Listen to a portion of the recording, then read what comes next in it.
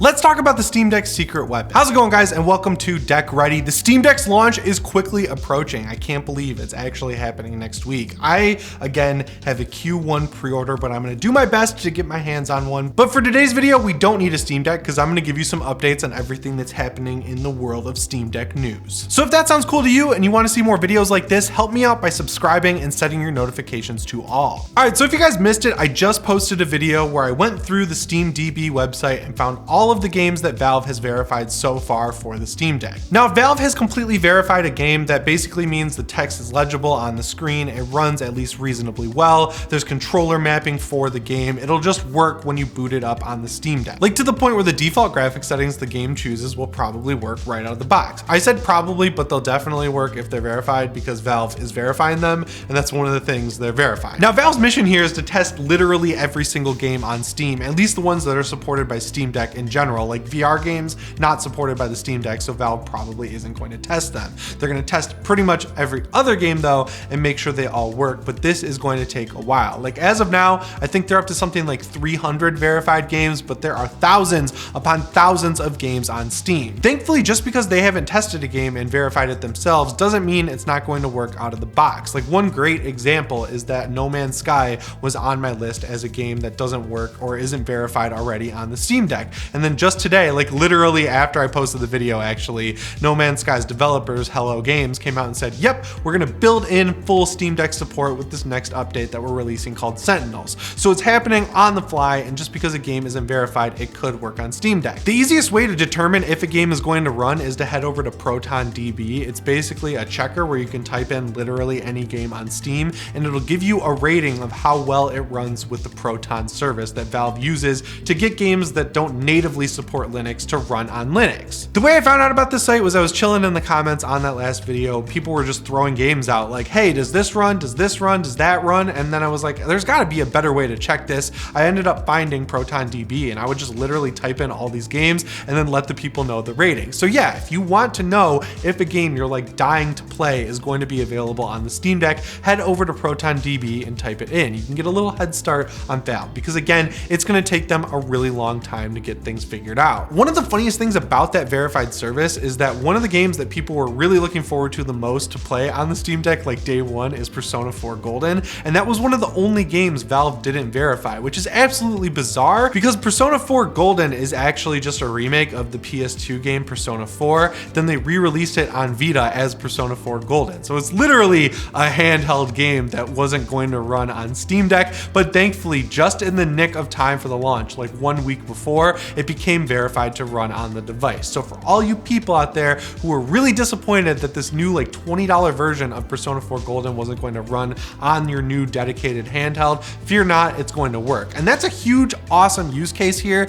Either way, if you have a PC at home or if you're just going to use the Steam Deck docked or plugged into your TV, you're going to be able to blow it up on your TV full scale, and you're gonna have good gameplay and have your save from the handheld. That's the utility of the Steam Deck. Persona 4 Golden never came out on the PS3 or the PS4, so you couldn't play it on the TV, which is something I really wanted to do because again, it started out as a PS2 game and you could play it on your TV. Another handheld game that was ported over to Steam from the Nintendo Switch is Monster Hunter Rise. That came out last January on the Switch, and after a 1-year exclusivity period, it came out on Steam. And the reason that game was so interesting to me is because it's the first Monster Hunter game to use the RE engine, which is the engine that Capcom developed for Resident Evil 7, and it's a very good engine. You can pull really good solid frame rates out of it. I talked about this a little bit in the last video, but games like Resident Evil 2 Remake, Resident Evil 3 Remake, Resident Evil Village, and Resident Evil 7 should have no problem running on the Steam Deck because they're running on the RE engine, and that engine just runs incredibly.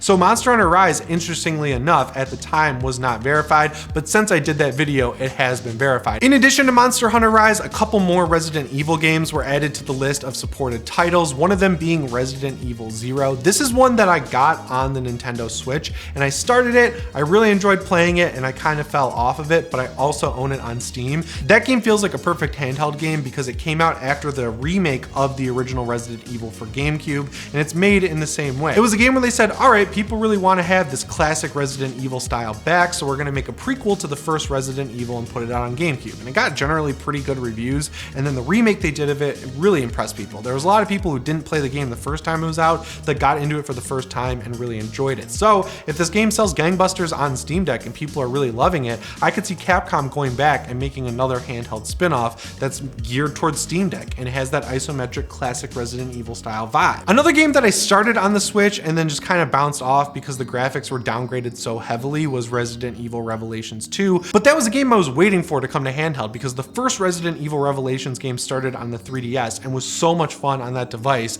that it just felt wrong playing Revelations 2 on my PS4 at the time. So now we're gonna be able to play it. It's totally verified on the Steam Deck, and I think it's gonna run just fine. If you really like the Resident Evil 4 style games and you're into an episodic style story that's still in the campy zone that those older Resident Evil games were in, whereas like 7 and 8 are more realistic feeling, and I guess the 2 remakes are falling into that camp as well, I highly recommend checking out Revelations 2 because it goes on sale for nothing all the time. And then finally, like I mentioned, while No Man's Sky is not totally verified yet, it will be good to go for Steam Deck at launch, which is great. So that's the latest update on verified games. I think as Valve keeps adding more games to the list, I'll always take a quick look and pick out some of the biggest, best, and just geared towards handheld games I see, just so you know what to keep an eye on for the next time the Steam sale rolls around. And for those of you who plan on taking your Steam Deck out of your house, but you're nervous about how easy or tough it's going to be to find replacement parts and repair it, the good news is that iFixit has teamed up with Valve to sell official parts for the Steam Deck. So if you ever need anything, you're going to be able to order it from them. And they did one thing better,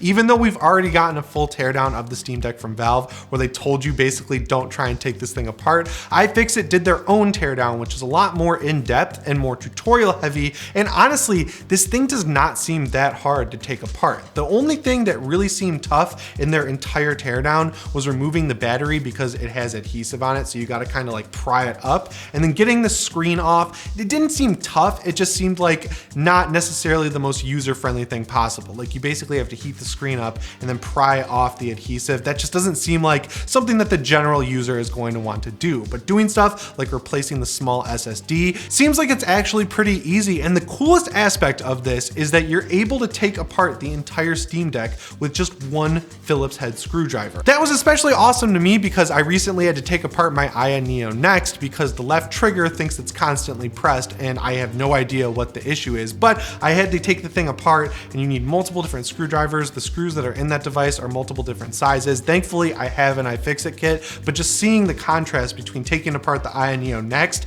and how simple it was to take apart the Steam Deck, that made me pretty excited. I keep going back and forth on whether or not I'm going to upgrade the SSD that comes with mine. I have the 256GB version pre-ordered right now, and honestly, I think pairing that with a 1TB SD card is going to be just fine. I know some power users are going to say, well, I can put a 2TB SSD in this bad boy and get a 2TB or even 4TB SD card and I'll never run out of space. But for me, I think I'm just going to play it safe and keep the games that I'm playing at any given time on the Steam Deck. And then if I'm not playing them, I'll delete them and shuffle games out. Because when I'm playing games that have insane graphics, they're generally going to be bigger in size, and those are ones that I'll be wanting to play on my gaming PC versus the Steam Deck. So I mentioned at the beginning of the video that the Steam Deck is going to have a secret weapon, and that secret weapon is a thing called Gamescope, which basically makes it so you can add AMD's FSR technology into any game that doesn't support it. Now, thankfully, a lot of games natively support it, and if they do, you're going to want to use the native version in the game. Like in God of War, for example, it has AMD FSR built in. You should probably just use God of War's FSR instead of using Gamescope. But for games that don't have native FSR support, I would recommend at least trying out this Gamescope version just to see if it runs or looks as good as it would at native resolution. If you don't know what FSR is, it's basically like AMD's answer to NVIDIA's DLSS technology. So really what it is you're running the game at a much lower resolution, and then this technology is upscaling that lower resolution image to look like it's running at your console's native resolution, or in this case, your Steam Deck. The cool thing about when it's built into games is that it'll leave stuff like the HUD or the map on your screen or the UI, anything that's sitting on top of the actual game running at your native resolution. But then the stuff that's in the actual game, that will be a lower resolution, which is then upscaled. So you kind of get a little bit jaggier edges, and sometimes it can look a little bit blurry at farther distances. The Fox just did a great video on this where he showed off Ghost Runner, and you could definitely see way off in the distance that some signs and other things like that were a lot blurrier when FSR was activated, but still, you're playing on a small handheld screen, so that stuff's gonna be way less noticeable than it is on like your iPad when you're watching it on YouTube or on a TV or anything huge like that, like a computer monitor. Now, even though depending on the game, you might be getting a little bit of noticeable visual degradation, if you're playing on bad battery, it's going to reduce the overall required TDP. And in Ghost Runner specifically, the Fox noted that it was using about 25% less power, which results in longer battery life, which is awesome. So basically for my use case that says, while I'm at home sitting on the couch playing Monster Hunter Rise while I've got a horror movie on the TV, like the new Texas Chainsaw Massacre, for example, I'm gonna use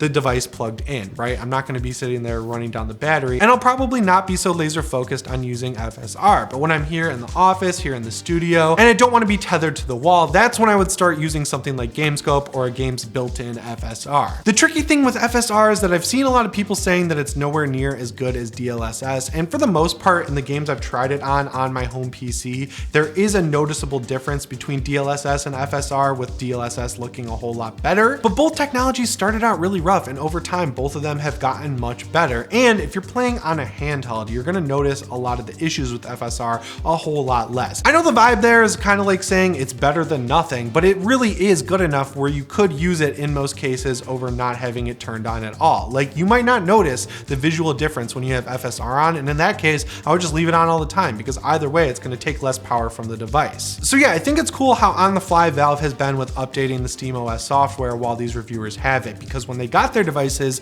this Gamescope thing was not implemented, and Valve was able to just throw it in on the fly, and that was a big announcement for people, because they were like, man, this is going to make so many more games much easier to run, because not every game supports FSR, but when you use Gamescope, so many more do. But that's all I've got from the world of Steam Deck for you today. So if you like this video and you want to see more updates like it, please let me know down in the comments below, and it would really help me out if you subscribed and set your notifications to all. As always, guys, my name is Jimmy Champagne, and I'll see you in the next one. Shape on.